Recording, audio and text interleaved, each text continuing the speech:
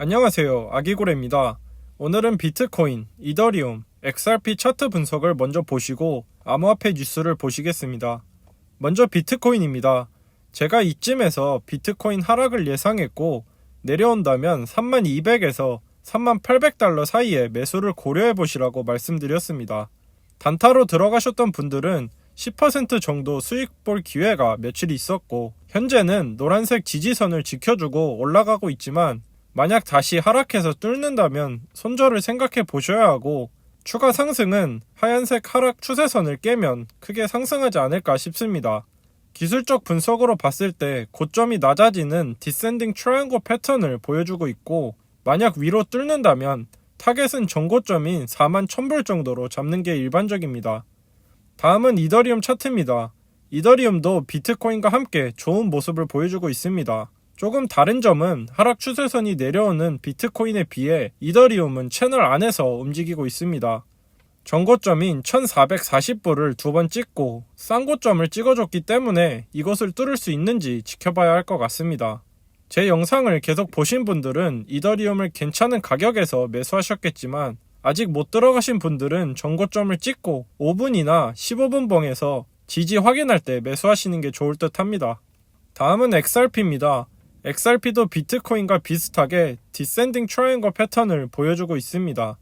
마찬가지로 기술적 분석 관점에서 하락 추세선을 뚫는다면 36센트를 타겟으로 올라가야 하지만 SEC 고소와 미국 거래소에서 거래 중단, 투자자들의 자신감 하락 때문에 얼마나 가격을 받쳐줄지 모르겠습니다. 그럼에도 기술적 분석에 따라 매수를 고려해볼 자리는 24센트, 18센트가 있고 매도는 36센트에서 고려해보시면 되겠습니다. 바로 암호화폐 뉴스를 보시겠습니다. 첫 번째 뉴스는 하버드, 예일, 브라운 대학교 등 아이비리그 학교에서 기부금으로 비트코인에 투자했다는 뉴스입니다. 코인데스크에 따르면 그들은 적어도 1년 동안 코인베이스와 다른 거래소를 통해 조용히 암호화폐를 매집했다고 합니다. 여기서 중요한 건 OTC 마켓에서 매수하거나 선물을 거래한 것이 아닌 비트코인 현물을 거래소에서 직접 샀다는 겁니다. 익명 소스에 따르면 정말 많은 대학 기부금 펀드에서 조금씩 암호화폐를 사고 있다고 합니다. 아직 암호화폐 규제가 불분명한 상황에 대학에서 이미 투자를 시작했다는 건 암호화폐 마켓 잠재 가능성을 크게 보고 있다는 것일 겁니다. 또 비트코인 같은 경우 물량이 한정되어 있기 때문에 거래소를 통해 계속 투자된다면 다음번 불장에선 더 큰 상승이 나올 수도 있습니다. 예일, 브라운 대학교, 하버드, 미시간 대학교, 그리고 코인베이스는 이 일에 대해 어떤 언급도 하지 않았다고 합니다. 한 소스에 의하면 어떤 대학교 기부금 펀드는 코인베이스 계정을 거의 18개월 동안 가지고 있었다고 합니다. 기자는 이런 대학교 계정들이 대부분 적어도 1년 이상 됐으며 이들이 조만간 공개적으로 발표할 거라고 합니다. 예일대 최고 운영 책임자 데이빗 스웬스는 예일대는 2018년 2개의 암호화폐 벤처 펀드를 후원한다고 밝혔고 그 후 하버드, 스탠퍼드, 다스머스 대학, MIT, 노스캐롤라이나 그리고 미시간 대학도 암호화폐 벤처 캐피탈을 후원했고 이제 암호화폐에 직접 투자하고 있다고 합니다. 어떤 암호화폐 헤지펀드 종사자는 지난 몇 개월간 큰 변화가 있었고 퇴직연금 제도와 공적연금도 암호화폐 투자를 계획하고 있다고 합니다. 다음은 인도 준비은행이 디지털 화폐 발행을 고려하고 있다는 뉴스입니다. 그들은 그들의 법적 통화에 디지털 버전이 필요한지에 대해 여러 가능성을 분석하고 있다고 밝혔습니다. 인도 준비은행은 암호화폐가 얼마나 대중적이 됐는지 인지하고 있지만 아직 인도 규제당국과 지방정부는 회의적이고 우려를 하고 있다고 합니다. 만약 준비은행이 디지털 화폐를 발행한다면 암호화폐 발전에 크게 도움이 될 거고 인도 안에서 디지털 결제는 2011년에 비해 많은 성장을 보여주고 있다고 발표했습니다. 기자는 만약 인도가 이 디지털 화폐 계획을 진행한다면 중국을 따라가는 것이고 그렇다면 다른 나라들도 중국의 도움을 구할 수 있다고 전했습니다. 인도 준비은행의 입장을 보시면 그들은 디지털 화폐를 발행하고 싶은데 규제 당국과 지방 정부 때문에 망설여진다는 뉘앙스로 얘기하고 있습니다. 하지만 제 생각엔 그들은 이미 디지털 화폐 개발을 진행 중이고 중국이 디지털 위안화 테스트를 하는 걸 보면서 타이밍이 됐을 때 내놓지 않을까 싶습니다. 2019년 기준 인도엔 거의 14억 인구가 살고 있습니다. 인구가 많은 만큼 화폐도 그만큼 꾸준히 찍어내야 하고 탈세나 현금으로 진행되는 불법적인 일들도 그만큼 많다는 걸 의미합니다. 그렇기 때문에 하루빨리 CBDC를 만들어서 더 많은 통제를 하고 싶을 겁니다. 다음 기사도 인도 뉴스입니다. 인도 선거관리위에서 블록체인 투표 실험을 한다는 내용입니다. 이 시스템을 통해 주소지가 아닌 곳에서도 유권자가 투표할 수 있게끔 하겠다는 생각입니다. 기사에 따르면 2019년 인도에서 8억 명이 넘는 유권자 중 6억 명이 참여했고 선거는 38일 만에 이루어졌으며 개표는 6일이나 걸렸다고 합니다. 인도는 극히 제한된 시민에게만 부재자 투표 기회를 제공해 선거구 외부로 나가 있는 유권자들은 사실상 선거권이 주어지지 않고 있어 많은 인도 국민들이 유권자 명단에도 들지 않았다고 합니다. 그렇기 때문에 인도 선거관리위원장은 이러한 투표 참여 수준을 개선하기 위해 블록체인 기술을 검토하고 있다고 발표했습니다. 제가 사는 미국에서도 이번 대통령 선거에 말들이 참 많았습니다. 인도에서 블록체인 기술로 공정한 투표 시스템이 만들어질 수 있는지 지켜봐도 재밌을 것 같습니다. 다음은 부동산 토큰화 뉴스입니다. 기사는 토큰화로 게임 체인지가 될 수 있는 산업을 부동산이라고 주장하고 있습니다. 블록체인을 이용해 주택, 아파트, 자산들을 토큰화하고 블록체인상에 나타낼 수 있다고 합니다. 토큰화는 상업용 부동산 시장에서 유동성 문제를 해결할 거라고 하고 토큰화를 통해 소유권을 잘게 쪼개 리스크에 대응할 수 있는 포트폴리오를 투자자에게 제공함으로써 2020년에 중요한 트렌드가 될 거라고 합니다. 조금 내려가서 보시면 부동산 시장엔 변호사, 브로커, 금융기관 등 많은 중개인들이 개입되고 이들과 신뢰를 쌓고 규정 준수를 하는 것은 엄청난 서류 작업이 필요하고 그것은 많은 비용과 시간이 들어간다라고 하고 있습니다. 블록체인 기술을 이용한다면 거래를 투명하고 쉽게 할 수 있고 토큰의 국제 송금도 몇 초 안에 가능하다고 합니다. 다음은 그레이스케일이 비영리 단체인 코인센터에 기부한다는 뉴스입니다. 현재 100만 달러를 기부했고 다른 개인이나 단체가 기부한다면 100만 달러를 추가로 2월 말까지 매칭해서 기부한다고 합니다. 코인센터의 목표는 정책 담당자들에게 암호화폐에 대해 잘 알려주어 기술에 대한 올바른 이해를 가지고 정부가 암호화폐에 접근하게끔 도와주는 거라고 합니다. 전체 암호화폐 시장의 가장 큰 리스크는 규제 불명확성입니다. 그레이스케일을 포함해 다른 그룹들도 이런 식으로 후원하고 로비한다면 멀지 않아 명확한 규제가 나오지 않을까 싶습니다. 다음은 갤럭시 디지털의 창립자인 마이크 노보그라츠가 이더리움 펀드를 출시한다라는 소식입니다. 갤럭시 디지털은 8억 달러가 넘는 자산을 운용 중이며 노보그라츠는 과거 비트코인과 이더리움만이 탑 10에 남을 거라고 얘기하면서 이더리움에 엄청난 자신감을 보여줬습니다. 그는 또 이더리움 커뮤니티가 비트코인보다 더 좋은 개발자를 보유하고 있다며 이더리움은 금융업계의 미래를 재정립할 거라고 주장했습니다. 이더리움 펀드의 최소 투자금은 국내 기관 투자자들이 25만 달러, 해외 투자자들은 10만 달러라고 합니다.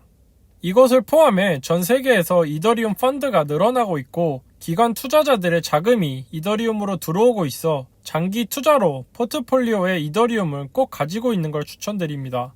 다음은 시카고 소재 대형 투자사 로스차일드 인베스먼이 그레이스케일 신탁을 통해 비트코인 투자 지분을 늘렸다는 뉴스입니다.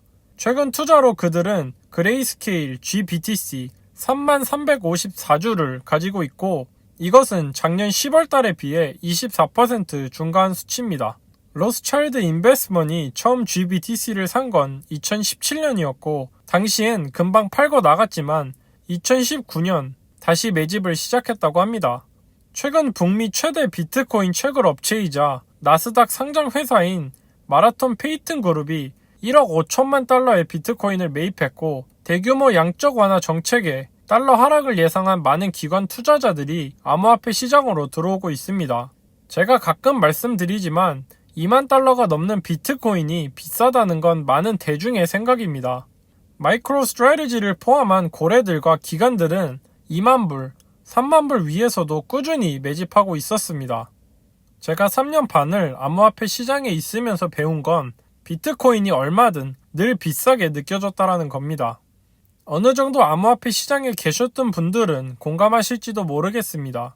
전 과거에 4,000불, 8,000불, 11,000불에서도 매수했지만 살 때마다 늘 비트코인은 비싸게 느껴졌습니다. 4,000불일 땐 그만큼의 가격 하락이 있었고 악재가 넘쳐났기 때문에 비싸게 보였고 11,000불로 올랐을 땐 얼마 전까지 4,000불이었기 때문에 11,000불이라는 가격이 너무도 비싸 보였습니다. 그럼에도 그때 매수할 수 있었던 건 비트코인의 펀더멘털을 믿었기 때문입니다. 수익률의 차이는 있겠지만 4,000불이던 11,000불이던 결과적으로 전부 매수하기 좋은 자리였습니다. 그렇다면 지금은 어떨까요? 저도 개인 투자자이기 때문에 지금 3만 달러의 비트코인이 굉장히 비싸게 느껴지고 투자하기 부담스럽습니다. 특히나 과거에 4,000, 8,000 달러에 매수했던 저에게 지금 비트코인 매수가 맞는 것인가라는 의문이 들 때가 많습니다. 하지만 전 비트코인의 펀더멘탈을 믿기 때문에 하락할 때마다 꾸준히 분할 매수할 생각입니다. 제가 보는 5년, 10년 후 미래엔 비트코인을 2만 불에 샀는지 3만 불에 샀는지가 중요하지 않은 가격에 비트코인이 위치해 있을 거라고 생각하기 때문입니다. 다음은 앤더슨 L이라는 트위터 사용자의 트윗을 보시겠습니다. 많은 사람들이 공감하지 못하는 나의 장기 예상은 사람들이 원튼 원치 않든 모든 것이 CBDC 위주로 흘러갈 것이라는 것이다. 암호화폐 프로젝트의 성공은 CBDC와 경쟁하는 것이 아닌 CBDC에게 인프라를 제공하고 보완하고 확장할 수 있냐에 달려있다.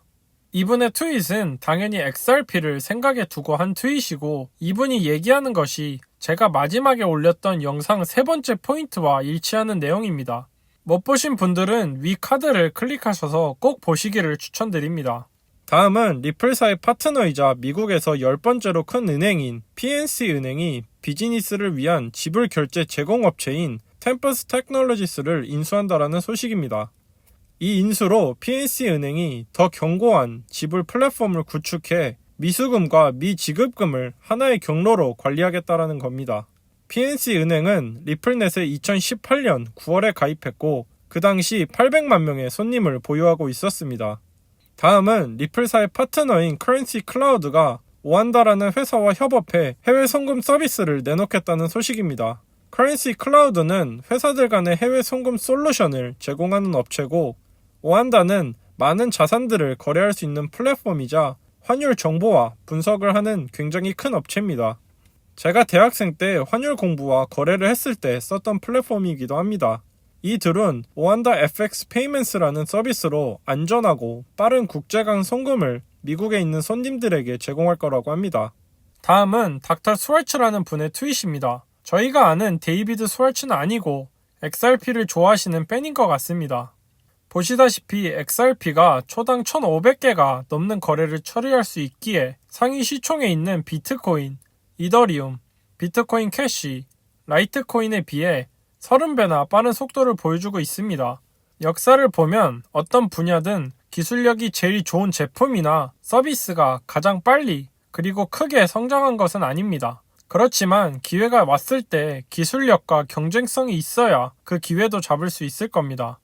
더 베어 오브 볼의 트윗을 보시면 그는 기관들은 SEC 고소에 별로 신경을 쓰지 않는 것 같다. 갈링하우스는 고소가 시작된 후에 15개의 새로운 파트너십이 생겼다고 했고 만약 이 문제가 해결되고 규제 명확성을 얻게 된다면 어떻게 될까? 유틸리티, 더욱더 많은 파트너들, 그리고 가격, 스마트 머니를 따라가자라고 얘기하고 있습니다. 지금 다른 암호화폐 투자자보단 XRP 투자자들이 힘든 시간을 보내고 계시겠지만 시간이 조금 오래 걸리더라도 XRP는 사라지지 않고 비트코인과 이더리움과 함께 상위 시총 코인으로 오랫동안 살아남을 거라는 게 제 생각입니다. 제 영상을 보시는 모든 분들이 성투하셨으면 좋겠고 아직 안 하신 분들은 좋아요와 구독 부탁드립니다. 감사합니다.